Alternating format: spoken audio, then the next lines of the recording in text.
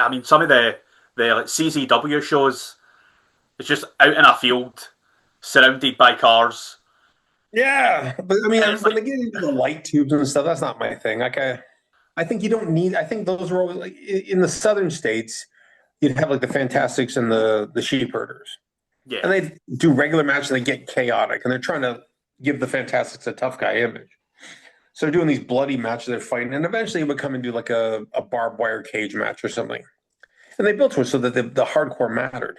yeah, But the hardcore, like they didn't do hardcore just for the sake of hardcore, and I think that was a problem with the business because, like, if the ratings dip on the NFL, rarely do the players come out and put barbed wire in football. yeah, They leave it to the product to sell itself, and if it's not selling itself, they readjust the marketing or something. But they realize that football fans want to watch football. I think wrestling fans want to watch wrestling.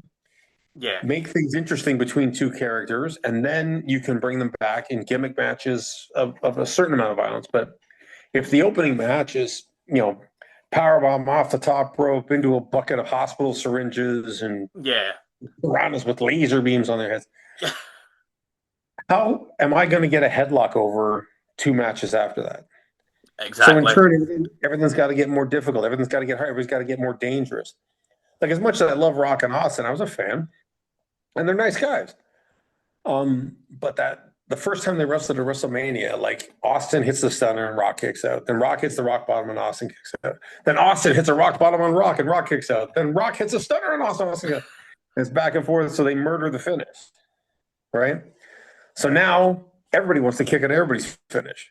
You don't finish anybody by definition; it's not a finisher, right? Yep, But now, now then it becomes not just a power bomb. That's got to be a power bomb off the second. That's got to be a power bomb off the top. That's got to be a power bomb through a table. Now get another match where you just try to do a regular power bomb. Nobody wants to get beat with it because everybody else is kicking out of the table bumps. So yeah, guys just going out there and putting themselves more at risk instead of keeping things sacrosanct. Like in Mexico, the pile driver.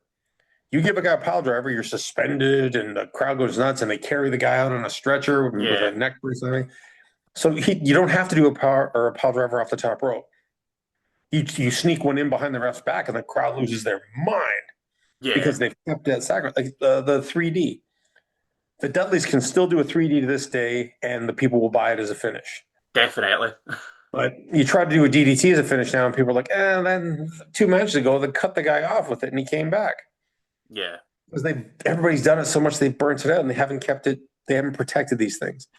And because guys haven't protected things, you're seeing guys with more and more and more injuries because they got to do more and more dangerous crap because what was dangerous is now commonplace. So I think that's a real issue that wrestling's got to get away from and get back to taking things that are already pretty severe yeah. and maintaining the perception of severity.